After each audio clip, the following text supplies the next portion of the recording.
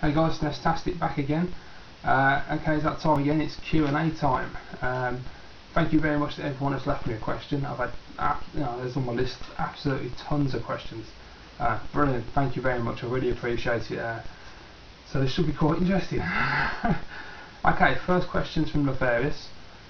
What's your rarest and most expensive bit of kit / game that you own? Quite simply, there's two, and they're games, and they are. And it's only because they're both in price recently, which is excellent. My Final Fight CD for the Sega CD, which is box complete. Disc is immaculate. The box has got very minor wear. These at the moment are ridiculous. They're so random. American eBay, they're selling between $70 to $200 depending on condition. And every time I see one there, I never see one as good as condition as this. So that is amazing, and I love this game. So, and the other one is really bargain of the year, I think. Batman Returns, sealed on the Sega CD.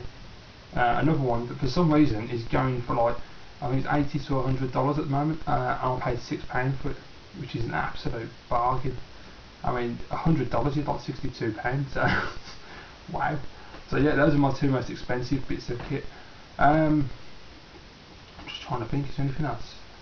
No, I think most of my console and stuff, I've mostly got all the obvious games in console. I haven't really got anything super expensive at the moment, but except for those two titles. So there you go, mate. Okay, next one's Mr. Wilson. Ian Wilson 1978 wants to know when you're going to start a full Genesis collection. Never. It's not gonna happen, mate. I ain't got the dedication for that. I want to do a full Sega CD collection first. I can just about handle that. It's only just under 160 titles. If I did a full Genesis collection, geez, I'd be bankrupt. But I really admire you and X-Fi for doing what you're doing, because it just blows my mind, mate, I'd say. His next question: what was your first memory of the MD? I've mentioned this before. What it was when I was a kid, and I'm not sure if it was when the Mega Drive first came out. I don't exactly know when it was, but I was staying with my cousin, which I used to do quite regularly when I was young, and we went to the local market, and downstairs there was a guy who had his stall set up. And on the side, on the shelf, he had a mini portable 14-inch job telly light. Mega Drive set up, and he had Batman running on it. And that's my earliest memory, just seeing Batman and just being like, oh my god, it just, it was just amazing. The graphics were stunning, the gameplay looked fantastic. It was just completely different because I was an Amiga kid. My Amiga was just everything. So to see that was just stunning. So yeah, that's my earliest memory. Yeah. Old Iron 82. Also my favourite arcade game of all time.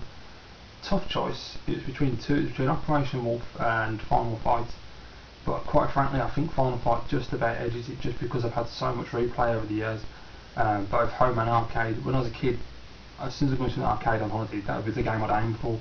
Then I'd play Operation Wolf afterwards, but Final Fight, I love Final Fight. It's just awesome. Capcom got it so right with that, and it never gets boring. The characters are great, the action's always really fun.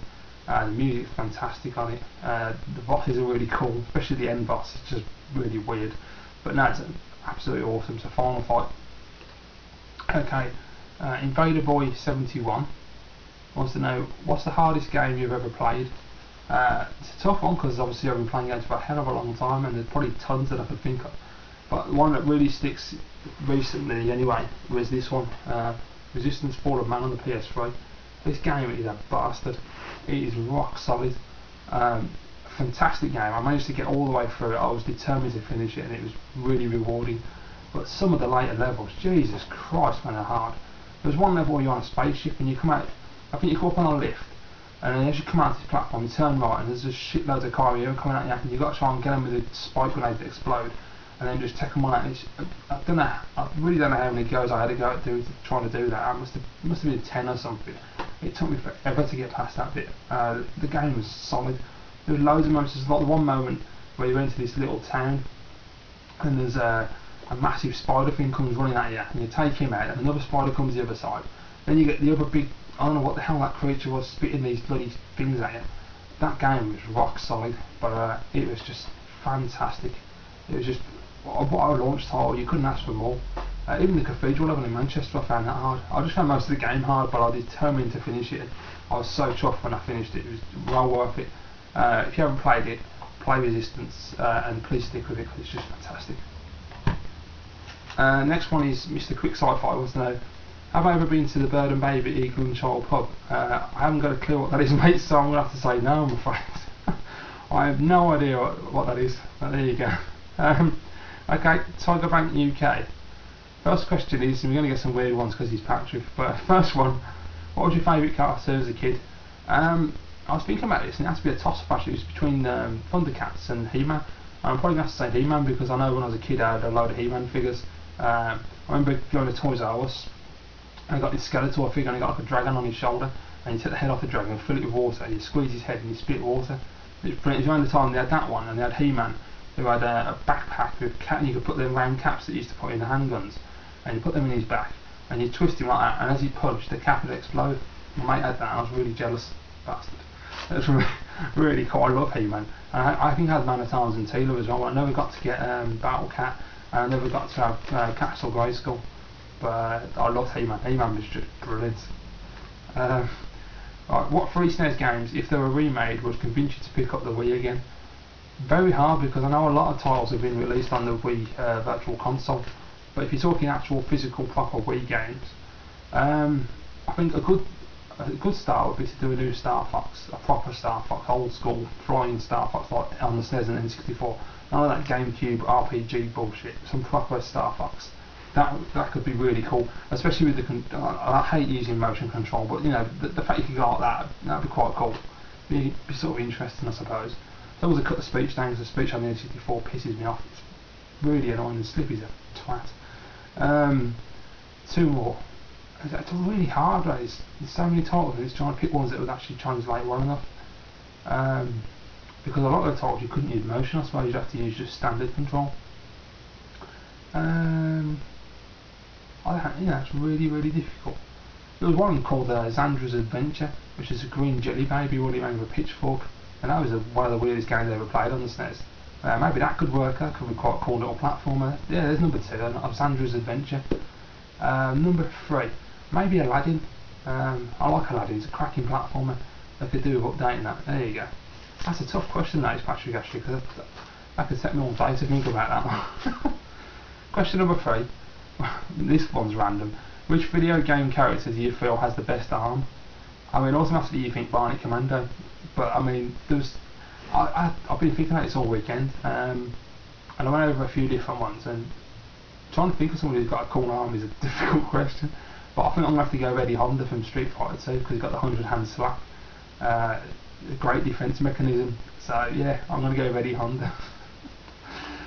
Question 4 from Tiger Bank.